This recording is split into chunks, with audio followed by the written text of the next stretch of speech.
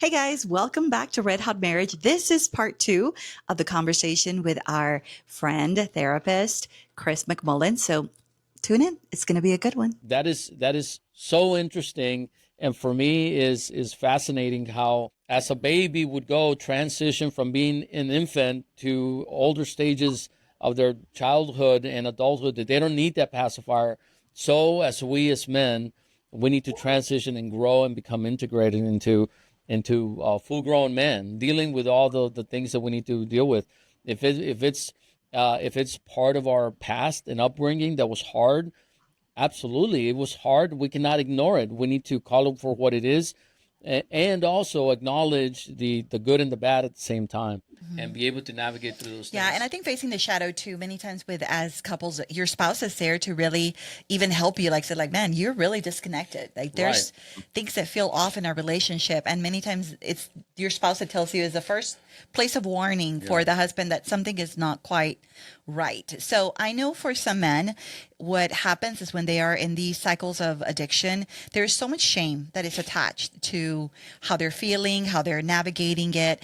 And so does shame make the cycle better or does it make it worse for them Uh, in breaking yeah, this? that's shame. Shame is so hard because often I find that like shame is deeper than just the behavior. It's about who I am, and so if like, especially with verbal abuse, like there has been shame about you know, who the person is or their pain and stuff. So it's so associated with like who they inherently are. By the time sexual behavior comes along, sexual addiction comes along and stuff, it's just lumped into it as well. And so there's no way out. You know, it's like it's very the feeling that people say is that they stuck, out of control, helpless. You know, like I don't know how to get out of this because I've lived in this for so long. It's my identity. Like Because I it's don't not know. something that you're doing, it's something that you are, right? Oh my gosh, yes. Yeah. Yes, like they can't think of a life. Like I've asked them, like some people before, it's like, what would life be like without this, on you? And they go, I don't know. You You cannot know, remember, it's yes. yeah, it's unfathomable because Wow. they don't remember a time they haven't felt like this. There may be a few. I've had a couple where it's like maybe they had a safe parent. Back from a previous question is then the parent died. And then the surviving spouse parent was devastated, and so like they just kind of checked out. And so, they and so that safe parent's gone, and they then the shame begins. Oh, it must be my fault. There's something wrong with me, and so the shame starts to set in, and it becomes like a storm cloud. It's unescapable, kind of like what is it from the Peanuts? Linus? No, not Linus. And everything. The one that's got the cloud always floating over his head. Everywhere you. Yeah. You know? That's what becomes that Kind of like becomes an a Eeyore syndrome type of deal. yes, yes. That becomes your life. That's what True. you live on all the time. Right. Wow, wow. Just talking about about pornography and staying in this, and for people that have been in that realm and always connected to pornography for safety, for all those things, that brings also some myths around Mm. what the benefits of pornography, if you will, or what are some of the myths that you've encountered that people believe about pornography, what it brings to their relationship, and what it does to their intimacy. What are some of the things that you've heard? Oh. Porn is harmless. It only enhances our relationship. Um, you know, like what else? The people there enjoy it and stuff. Like sex, sometimes like sex should be like it is in pornography. All men do it. Just to name a few. Those the couple, and it really does harm the relationship, um, because it makes it all about an action, all about a behavior and stuff. Like I remember listening to one sex researcher. He wasn't a believer, and he did a YouTube back in 2015, 16, 17, somewhere on there. And he was just observing. He himself used to use porn often, and he said, I began to observe in my own life how with my girlfriend, I was super disconnected. It was just about putting it in a place, putting it. I mean, he was, again, not a Christian, so in a hole, so to speak. And as he began to do research, he saw that, like, in the top categories of pornography, there is no connection. There is no, like, holding. There is no talking. It is all about the action. It's all about the outcome. That pleasure is an orgasm, and it's not about a connection or holding and touching. And the other part, what he said is, and I've read other places too, is that I think he said 90% of the time, 95% of the time, a man has an orgasm. Only 10 to 15% of the time, women have an orgasm.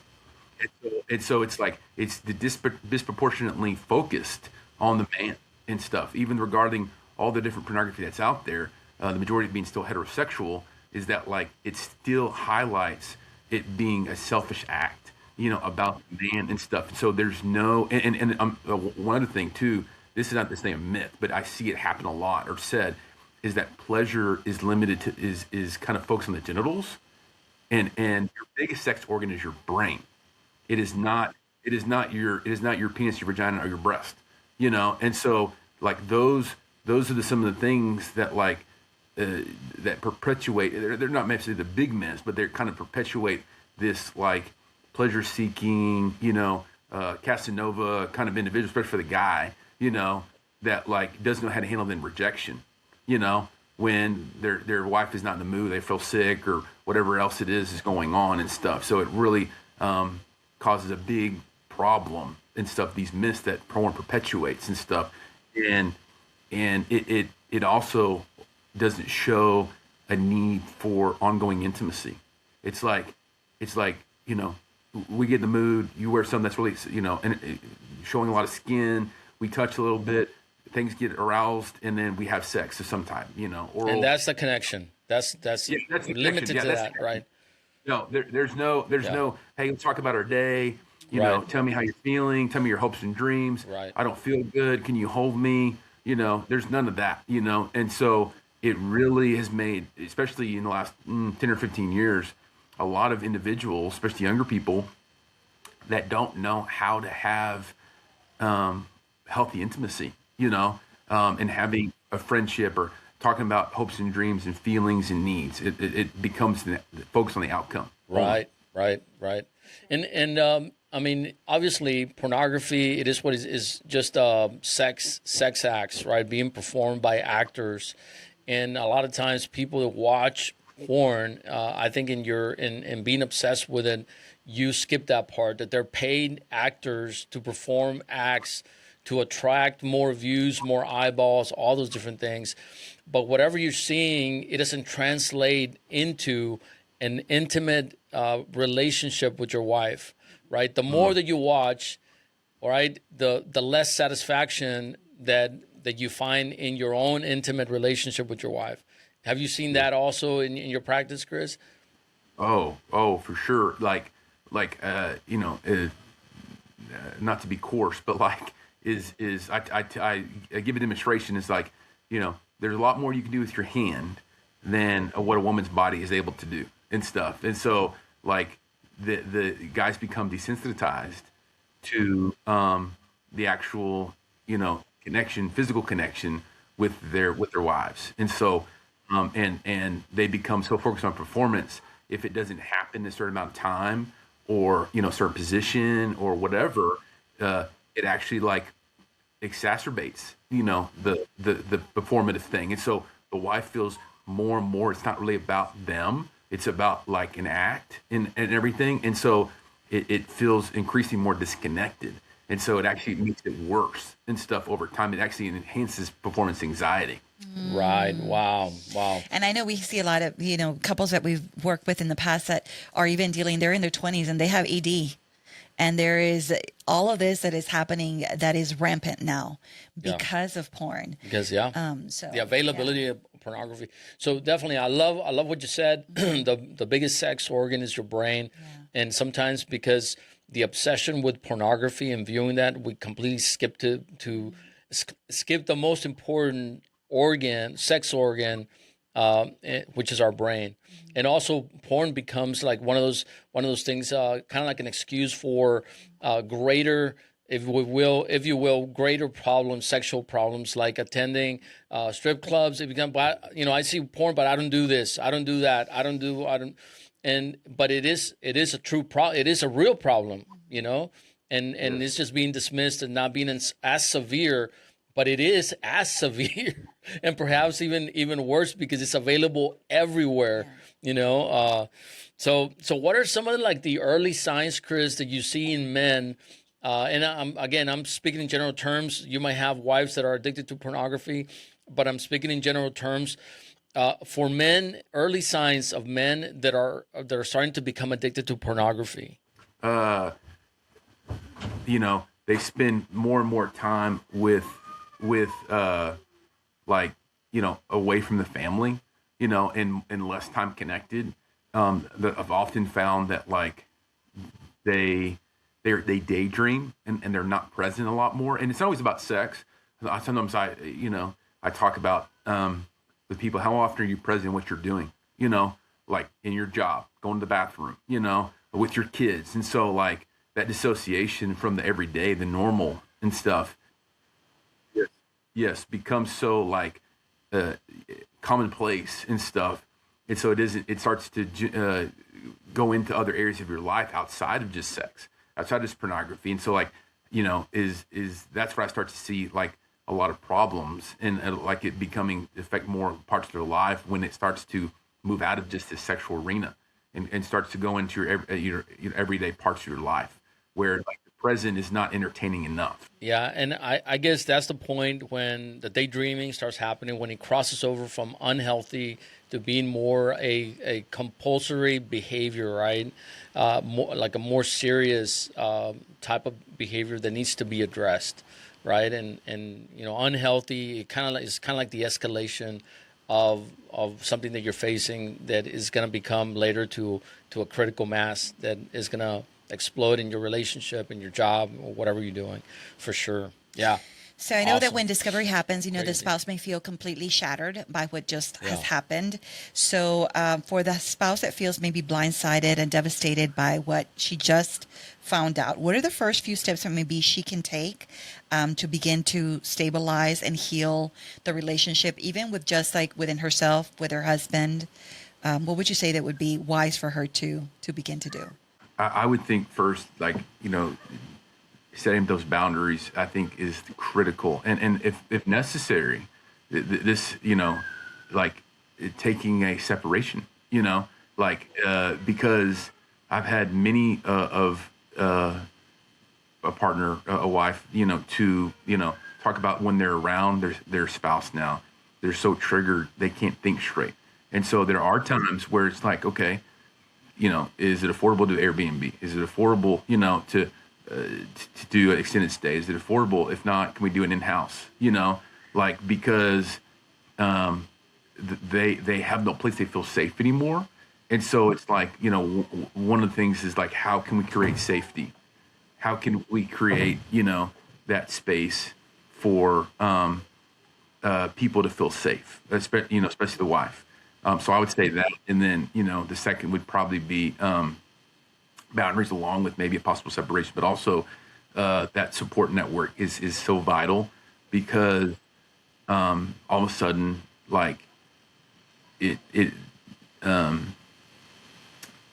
this world that I thought I knew, this who I was, not just about their spouse, but themselves, is that they feel so alone, and they don't. Sometimes a lot of women struggle with sharing too much, not to embarrass the family, not to embarrass themselves, especially if they're pillars in the community or pillars in the church, and this comes out. And so sometimes that's why the support is so critical, because all of a sudden then all the people that they may have gone to in the past for other stuff, is suddenly is cut off because of, of stereotypes or taboo or whatever it may be.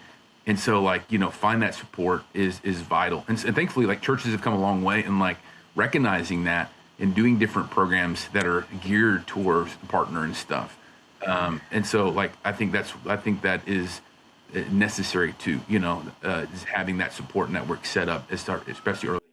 I know that I remember Chris from early as a Christian, right? As a teenager, we used to have things that we did at church to kind of train, and that's when you learn about bouncing your eyes. But at least they were addressing it. Hey, there's a problem. You're going to do. This is part of the struggle, right? So this is some of the tools. But even as I grew up and now as an adult, being in ministry for so many years, it was hard to find a program for women. Like women had no help whatsoever. And in the equation of this of broken marriages, broken promises of betrayal, the women were out there by themselves pretty much. And all the things that you're saying right now, they're gold to any woman right now. For the women that are listening to this, that are going through facing the moment of betrayal in their relationship, they need to hear this because it's important. You need the help. You need to find it. And this is the way to find it, what Chris is saying. Yeah. So one part I know of healing that we've talked about in the past is therapeutic full disclosure. And that is something that we, of course, encourage couples that are going through this to go through. So can you talk a little bit about like what the difference is between working with, someone that can help you have a therapeutic full disclosure versus what you've been receiving over the years as a wife of like trickle truths coming through, and why this helps a woman heal? Yes. Yeah. The trickle truths, come from, obviously the wife discovering things over the years. And so but it's always usually pulled out, so it's not volunteer. And so it feels like almost like a little kid being discovered with his hand in the cookie jar.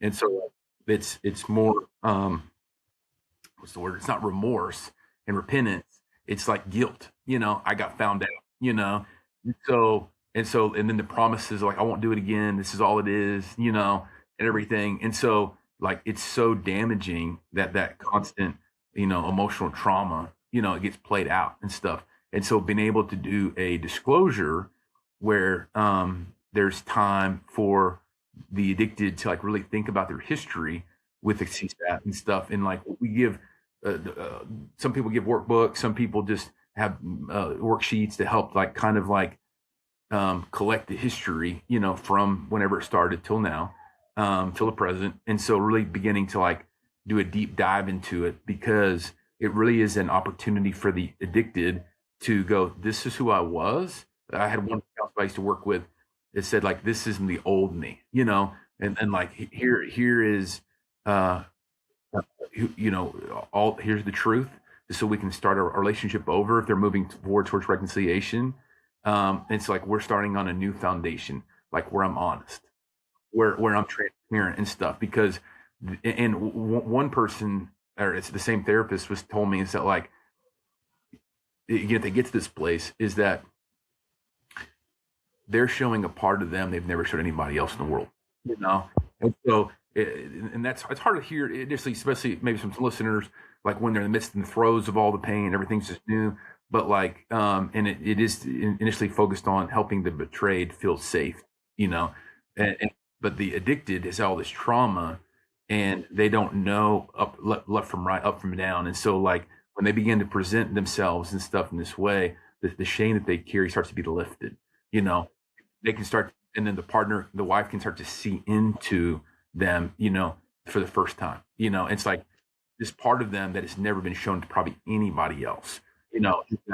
It's like, here I am, like naked and unashamed, for the first time, and so it can be based upon the spouse's work, a very healing moment and stuff, going forward and stuff. But sometimes there's more context to that, is that if a person hasn't been doing the partner hasn't been doing their own work, and this comes forward, and they start to share some of that stuff, it's like it doesn't go as well, because I've watched some of that sometimes too and everything. And so, but that their full therapeutic disclosure really is supposed to be the groundwork for a new relationship, is that where we can both be naked and ashamed, and we can start to heal together, and that emotional intimacy. Yeah, that is so good. And it's so true because I know for us, that was our turning point, having that full disclosure and then seeing life the way that, as it was with everything. I think that was the very first time that true intimacy for sure. happened in our marriage, for sure. So Yeah. that was definitely Now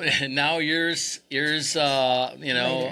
after we make light of it. I make light of it, but in the moment, as I was so going to be, scary. it was so hard. I tell Diana, that is the most thing. courageous thing that I've ever done. So like whenever I look at myself in the mirror, like no one can take that away from me. Like because it's the moment that I was open, and I think that it was definitely a catalyst and an open door to me becoming more connected with Diana, and so there's something that I've heard, Chris, in certain marriage podcasts, marriage space, right? And some do not recommend a full disclosure. They say that it's actually the opposite. It's hurtful, Harmful, and is anti-biblical. What a full disclosure is. What would you say to that? Oh, I've heard that. That's been recent. Yes, the last couple of years. I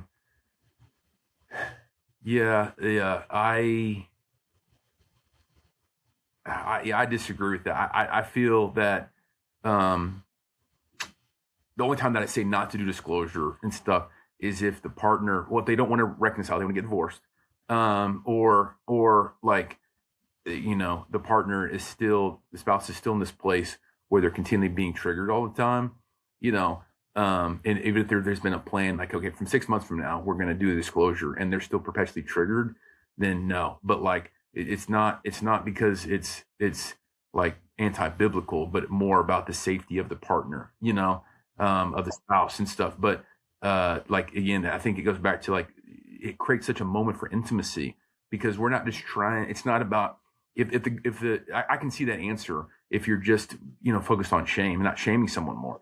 But like, we're trying to create naked and ashamed. We're trying to create the what was in the garden. Outside of just the nudity, but like the emotional connection between God and each other. And like they've never experienced that for most people in their life. And so that's why I think it's so important to start to just to have that in the beginning. Yeah. I know we had a saying before, and I had it even on my phone as a reminder: fully known to be fully loved. That's the only way that you can truly be loved, to be fully known. And by going through a disclosure, that's exactly what it did for us. That there was parts of Erik's life that I was not privy to, like I've said in the past. And to know that, it was like just a deep understanding of where he came from. And it was awesome that God had chosen me to help him heal and vice versa. So it was definitely a turning point. So we believe in full disclosures all the way. Yeah, absolutely. And I feel that it's a moment where men really get to experience and put forth their God-given ability to be masculine and really integrate the worst parts of them and share them with a person that they love and have vowed to share their life with. And this is not to be shared with everyone. And I said this as like, you sharing with your wife, it's not that you're going to share with the world what you're going through, but you're going to share with the person that matters the most, the person that you vowed to love and to share life with. And once you do that, man, it's a game changer for your life. Oh yeah, it's a game changer. I had a question around accountability and performance change. When it comes to recovery, right? What does it look like to have like real accountability and do and have like performance change, right? Performance change being like a man, you go after the targets, right? You have 10 things to do, man. You just check them off. You have a book to read. This is one time I was in one of my groups early in recovery, and the therapist gave us a manual. And it was like 200 pages, and he goes like, okay, you need to work through this. Well, one guy went over the weekend and did the whole book.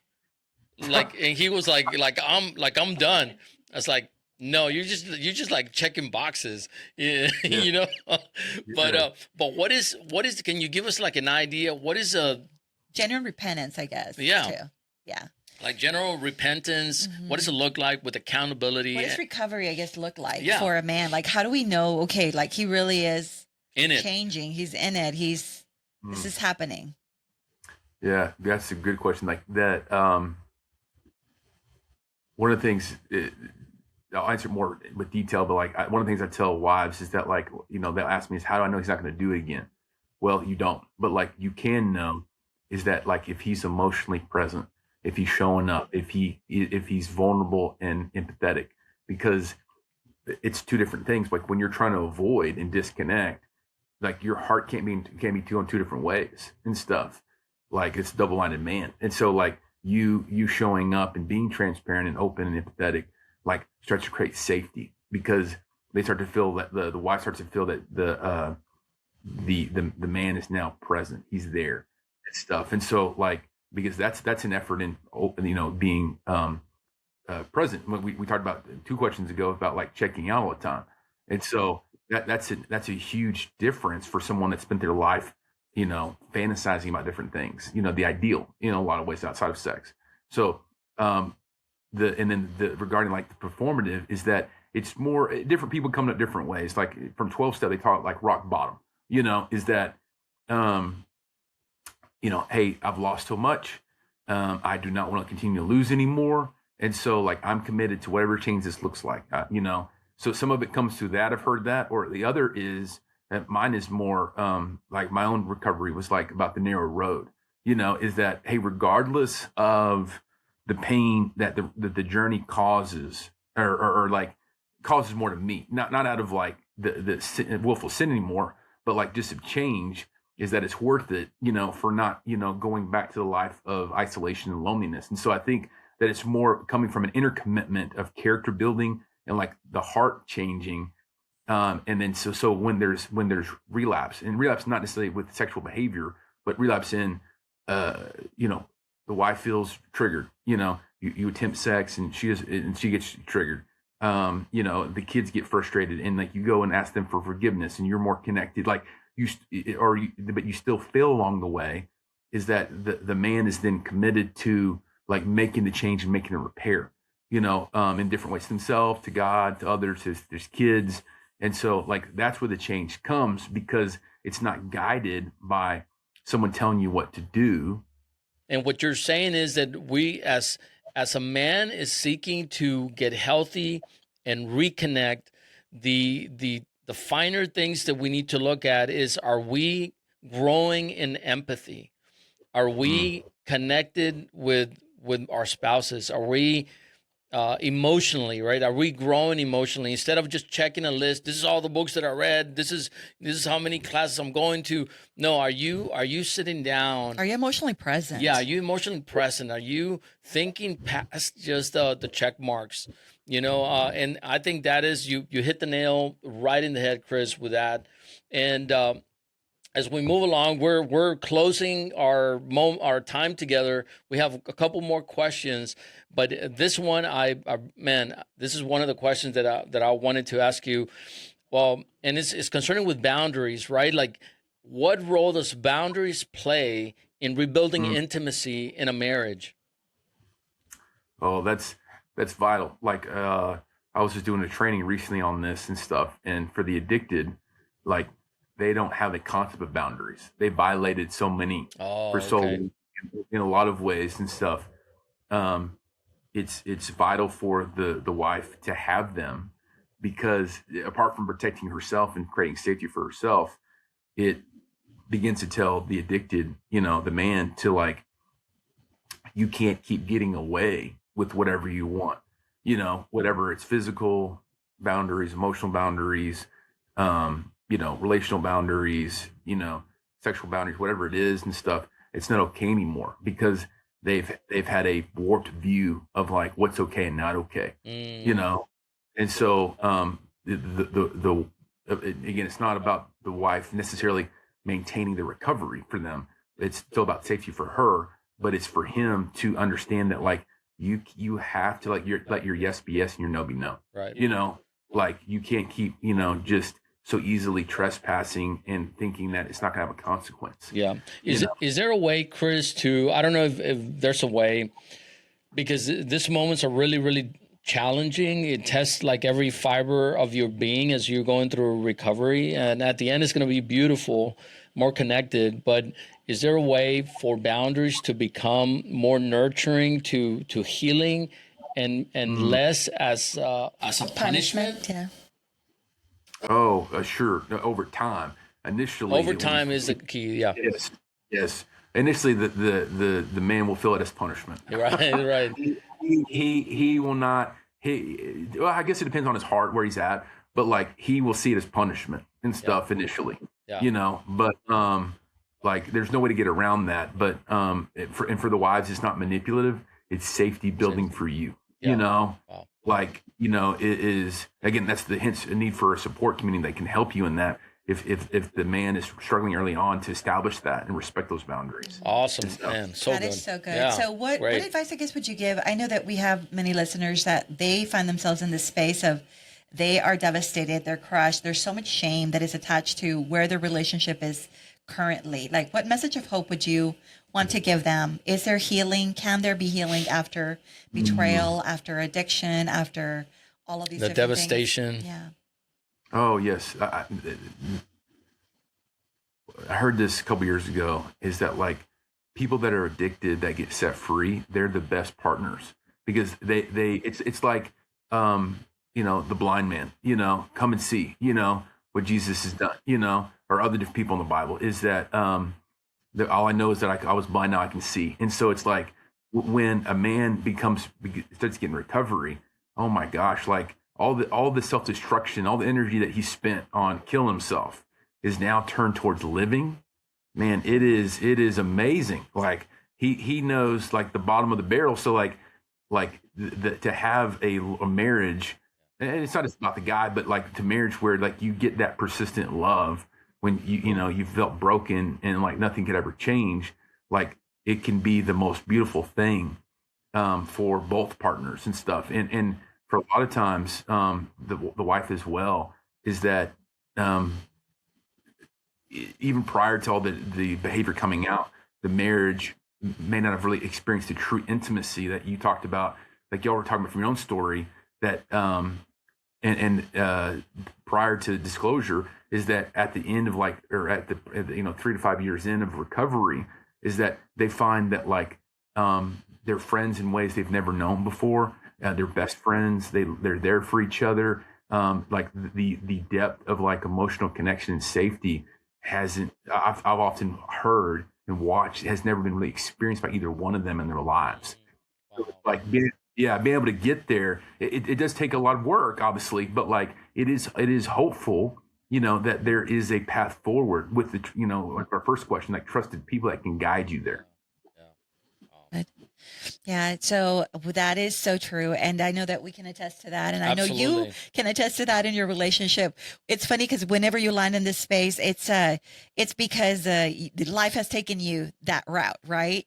And those of us that have walked that path and have overcome what we've gone through, it's like there's help. We want to tell you there's hope, there's healing, there's all the things that are at the end of this. But in the middle and at the beginning, it can feel so just hopeless and messy. But there is hope. So that is more than the message that we want to leave with everyone. So for us, Chris, it has been the greatest honor of our life to have you on. We are so thankful for you and for the work that you do. Thank you for working with men and with women and helping their marriages heal, because you are doing God's work. What a great contribution. I think there's not like an area in life that has a greater attack than in marriage, right? And we want to serve marriages. We want marriages to be healthy, especially after going through something so difficult. And having you on and speaking into some of these subjects has been eye-opening, and also has been so like a great experience, for me. So thank you so much for being in the Red Hot Marriage Podcast. And man, this one is gonna go on, and is gonna be amazing. So can you say where you're located, and do you have a website or something? We're gonna drop everything also in the comments so they can get a hold of you. But where are you located? Do you do like Zoom?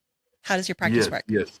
I'm in Fort Worth, Texas. I got a team of 4 other counselors, and we're right off of 30 and University, like just right north of the Fort Worth Zoo. So we're really close and easy to get in and off of. You can check us out at anewcounselingdfw.com. It's ANEW counselingdfw.com, and then you can let us know, like, if you want to set up for a phone appointment, phone consultation, or just want to fill out a contact form, and then we can get you set up with one of our counselors. Or if you have questions to ask, you can ask our intake coordinator. So, or you can call our number at 817-442-6818. Either one, the website, the contact form, or calling us can work, getting you started. Awesome. That's fantastic. Well, we're going to drop all the information there Yes. too, so anyone can just have it and definitely use it. We cannot recommend Chris enough. We love working with him, and we're excited for what God is going to do in everybody's lives. For any man that wants to also grow, Chris is the great contact. I've heard nothing but incredible comments from people that work with him. So unbelievable. So thank you so much, everyone, for being in the Red Hot Marriage Podcast. Chris, thank you again for being on here. And we want to say that it's been an amazing conversation, and we'll continue having conversations like this. Honey, love you. And let's continue building a red hot marriage. That's right. Hey guys, thank you so much for tuning in to part 2 of our conversation with our friend. Please do go and give us a 5-star review. Y'all, we need those 5-star reviews. Let us know what content you are enjoying and what you're getting from the podcast. Go follow us on Facebook, on Instagram, on TikTok, on YouTube, and go hear us on Spotify and on Apple. See you soon. Until next time, keep building that red hot marriage.